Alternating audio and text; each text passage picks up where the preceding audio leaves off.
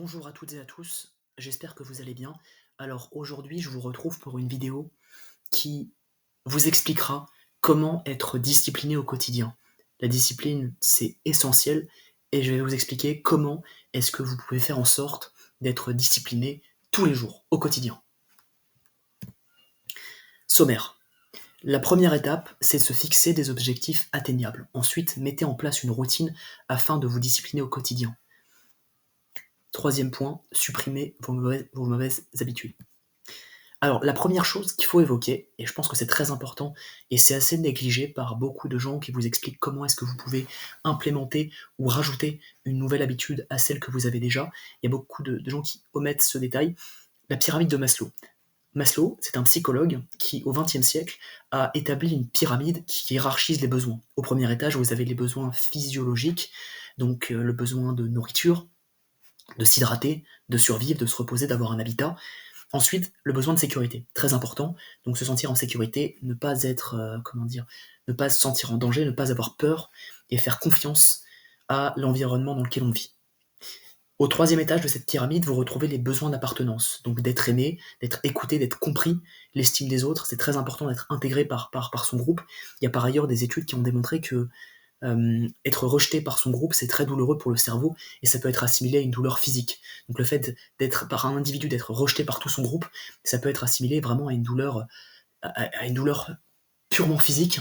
Et donc c'est pour ça que être accepté, c'est très important parce que il y a quelques millénaires, quelques dizaines de millénaires, lorsque malheureusement vous étiez rejeté du groupe, vous étiez condamné à errer seul et vous aviez peu de chances de survie. Ensuite, avoir un statut, très important. Le besoin d'estime, ça c'est le quatrième étage. Le sentiment d'être utile et d'avoir de la valeur, de conserver son identité. Et enfin, dernier étage, le besoin de s'accomplir, développer ses connaissances et ses valeurs. Pour, on va dire, accéder à l'étage supérieur, il faut avoir rempli une certaine partie de l'étage inférieur. Donc par exemple, pour considérer les besoins d'appartenance comme étant importants, il faut ne pas forcément être, comment dire, en état de famine, pouvoir s'hydrater, se sentir en sécurité. Et ensuite vient le besoin d'appartenance, donc d'être aimé, écouté, compris, etc. Ce qu'il faut bien comprendre, c'est que si par exemple vous avez décidé au quotidien de courir 1 heure par jour, donc c'est une habitude que vous essayez d'implémenter dans votre quotidien, ça rentre dans les besoins de s'accomplir, développer ses connaissances, ses valeurs, ou encore les besoins d'estime. Donc c'est-à-dire que vous aurez le sentiment d'être utile et d'avoir de la valeur parce qu'au quotidien vous faites quelque chose de difficile que la plupart des gens ne font pas, vous vous disciplinez. Très bien, c'est un superbe objectif. Ça correspond au quatrième et cinquième étage de la pyramide. Mais pour cela, vous devez vous lever 1 heure plus tôt. Il y a de fortes chances que ça ne fonctionne pas. Pourquoi? Non pas parce que vous n'êtes pas forcément très discipliné, parce qu'en fait, vous allez empiéter sur un besoin physiologique, qui est le repos, en vous privant d'1 heure de sommeil. Ok, je parle bien de privation, je ne parle pas de reporter ces heures de sommeil, je parle bien de privation. Pour implémenter une habitude, qui en fait est contenue dans les besoins de s'accomplir ou les besoins d'estime. Alors évidemment, le sport c'est important. Mais si vous privez d'1 heure de sommeil, il y a de fortes chances que votre organisme vous rappelle que les besoins primaires sont plus importants et sont prépondérants sur les besoins de s'accomplir et les besoins d'estime. Donc il y a de fortes chances que ça ne fonctionne pas. Si par exemple vous essayez au quotidien, je sais pas, de faire de la sophrologie ou de faire du yoga, eh bien vous avez plus de chances de le réussir si vous vous inscrivez à des séances de yoga. Parce que vous allez appartenir à un groupe, vous allez faire partie intégrante d'un groupe, et au quotidien, vous saurez que c'est important, déjà pour être accepté par le groupe que vous aurez rejoint, et pour votre bien-être, de faire du yoga. Donc il y a de grandes chances qu'en fait, si vous voulez vous mettre à faire une activité régulière dont vous n'avez pas l'habitude, par exemple faire du yoga, jouer aux échecs, inscrivez-vous dans un club, parce que vous allez être entouré par des gens qui auront des points communs avec vous, qui vous ressembleront un minimum, et qui surtout auront le même objectif et la même passion que vous. Et vous vous sentirez galvanisé, il y aura une sorte d'émulation, et comme vous souhaiterez continuer à faire partie de ce groupe, il y a de fortes chances que vous teniez à cette habitude.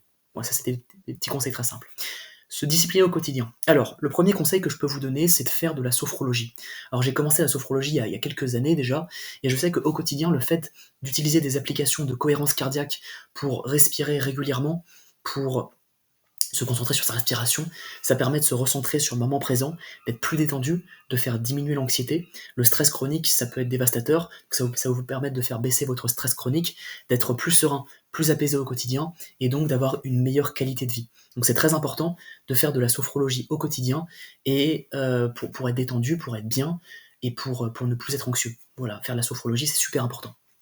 Ensuite, lisez régulièrement. Alors, la lecture, ça a plein de bienfaits. Ça permet déjà d'être plus concentré, ça permet de prévenir des maladies comme Alzheimer, qui est une maladie qui touche beaucoup de gens. Ça permet justement d'entretenir son cerveau, d'entretenir sa mémoire. C'est un effet relaxant, la lecture.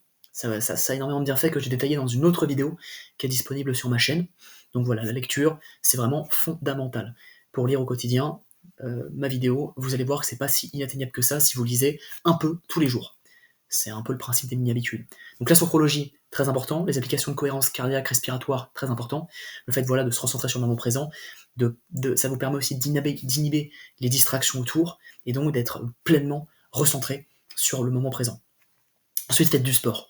Alors, l'OMS recommande de faire 60 minutes de sport par jour. Faites-en un minimum. C'est-à-dire, par exemple, faites de la natation, de la course à pied. Ça peut être, je sais pas, un art martial quelconque, mais le fait de faire du sport, ça va vous permettre déjà d'évacuer ce surplus d'énergie que vous avez potentiellement, et ça va vous permettre aussi de faire quelque chose dont vous serez fier à la fin de la journée. Si par exemple vous allez courir le matin, vous serez fier de vous parce que vous faites quelque chose que la plupart des gens ne font pas, vous vous disciplinez, vous faites quelque chose de difficile, et ça va vous donner le bon exemple pour le reste de votre journée. Ainsi, vous serez apte, vous serez capable d'aller contre votre flemme, votre mauvaise volonté, pour faire quelque chose qui vous apporte des bienfaits sur le long terme. Le sport, c'est très sain, même sur le court terme, parce que ça va libérer des endorphines, des hormones du bien-être, etc. Vous allez vous sentir bien, mais ça vous permet de prendre soin de votre santé, et donc de vous discipliner, d'avoir une routine stricte, stable au quotidien. Ensuite, ayez des projets. C'est bien d'avoir une routine, mais si ça vous mène à rien, il y a de fortes chances que vous ne l'atteigniez pas. Par exemple, si vous avez pour projet d'apprendre des langues régulièrement, il vous faut un objectif, un projet. Par exemple, ça pourrait être partir dans un pays étranger. Ayez des projets. Par exemple, si vous devez vous discipliner pour réussir à travailler tous les jours, pensez à votre diplôme. Pensez à ce pourquoi vous travaillez. Il vous faut un pourquoi. C'est ce que disait Simon Sénèque, le pourquoi est le plus important. Toujours penser au pourquoi, et après viendra le comment. Voilà, dites-vous toujours, pour quelle raison est-ce que je veux faire ça? Pour quelle raison est-ce que tous les jours je fais du sport? Pour être en bonne forme physique, pour vivre plus longtemps, pour prendre soin de mon système cardiovasculaire, pour éliminer les toxines, pour avoir une forme, un corps qui est fonctionnel, dont je suis fier. Pourquoi est-ce que vous apprenez une langue? Pour entretenir mon cerveau, pour pouvoir communiquer avec beaucoup plus de monde. Voilà, il faut toujours avoir un pourquoi, un objectif, des projets que vous fixez. Fixez-les par écrit, c'est un conseil, parce que comme ça, vous pourrez plus transiger. Si vous vous engagez par écrit, vous aurez la preuve formelle que vous êtes engagé, et ce sera plus difficile de ne pas vous y tenir. Ensuite, planifiez vos projets avec un calendrier. Alors, le calendrier, ça peut être très utile, ça vous permet d'avoir une vision à long terme de tous les projets que vous souhaitez mener à bien. Voilà, par exemple, vous saurez que dans tel ou tel mois, vous avez ce projet-là, et donc vous avez une routine à suivre pour le mener à bien. Il faut vous discipliner, il faut être discipliné, c'est important, il faut se reprendre en main. C'est un conseil. Ensuite, ça va vous permettre aussi d'avoir une vision plus claire, plus nette de tout ce que vous allez faire durant l'année. Ainsi, vous serez plus dans le flou, vous saurez précisément ce que vous devez faire. Par exemple, si votre objectif c'est une perte de poids, vous pouvez vous fixer un objectif d'avoir perdu, 10 kilos en 4 mois.